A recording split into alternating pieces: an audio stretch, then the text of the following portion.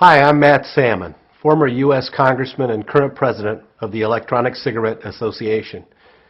During my life, I've had a great deal of thought about the topic of smoking.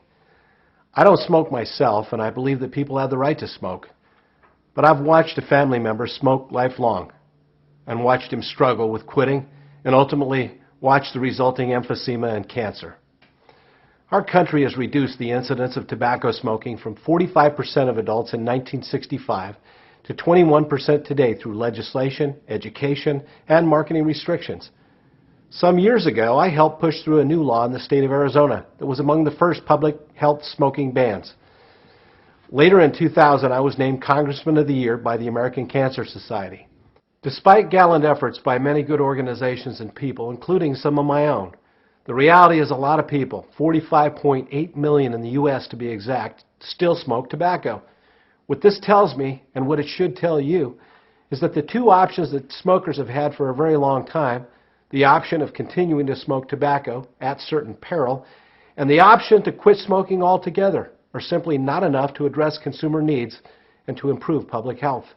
To that end, for the past few years, I followed a revolutionary new idea called electronic cigarettes. A board-certified physician named Dr. David Barron, who has been the chief of staff at the UCLA Medical Center, says that he has never seen a product, ever, that stands to save as many lives as electronic cigarettes. If you haven't seen an electronic cigarette before, here's what one looks like. It is battery-powered and looks like a cigarette. Hundreds of thousands of people around the country using them say they feel and taste like a cigarette too. Because they aren't ignited, electronic cigarettes don't produce secondhand smoke or lingering acrid odor. The vapor they emit contains only 20 ingredients, all of which are considered safe for human consumption, including nicotine. Whereas tobacco smoke contains 4,000 ingredients, including arsenic and carbon monoxide and dozens of ingredients that cause cancer. In short, electronic cigarettes are a significantly better alternative to tobacco smoking. As Dr. Joel Nitzkin, a nationally recognized public health physician, says, on the basis of available research data, electronic cigarettes promise risk of illness and death well under 1% of the risk posed by tobacco cigarettes.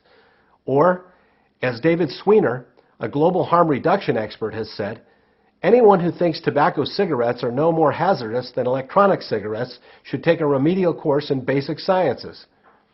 You're sure to hear a great deal of buzz about electronic cigarettes. Some will be mistruths from abolitionists or from those whose perilous or ineffective products and market share will be jeopardized.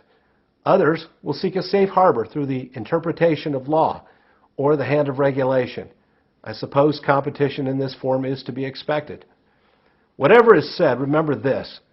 Withholding electronic cigarettes from the market is like telling someone who chooses to smoke that his or her only legal option is to smoke tobacco, which is the leading form of preventable death in the United States and is responsible for 400,000 deaths per year, more than AIDS, drugs, homicides, fires, and auto accidents combined. So whether you smoke or not, I know you recognize that the message is wrong, and it cannot be a good thing. Finally, I wish I could share with you today the enormous outpouring and steady stream of stories we hear from people who use electronic cigarettes. You would hear statements like, "Thank you, you saved my life. Where have you been all this time? I feel better than ever." Almost universally, these are the words of longtime middle-aged tobacco smokers who have not been able to or willing to quit, but who are feeling the ravages of tobacco smoking and who are seeking a better alternative. My job as the president of the Electronic Cigarette Association is to help establish the industry's standards of good practice. As our dynamic and budding industry works toward that goal, we realize that harm reduction approaches in public health, like electronic cigarettes, will be criticized for condoning activity some have spent careers trying to eliminate.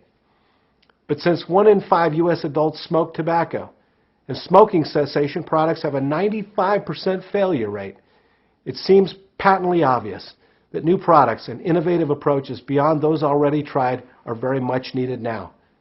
With that in mind, I hope you will join me and the many companies in good standing in our industry by thinking first of the needs of consumers over special interests, by putting public health ahead of stifling process, and by embracing the first true innovation in a centuries-old space. Thank you. And if you'd like to share your thoughts with me, I would welcome them at salmonbetterway@gmail.com. That's SALMONBETTERWAY @gmail.com. Thank you.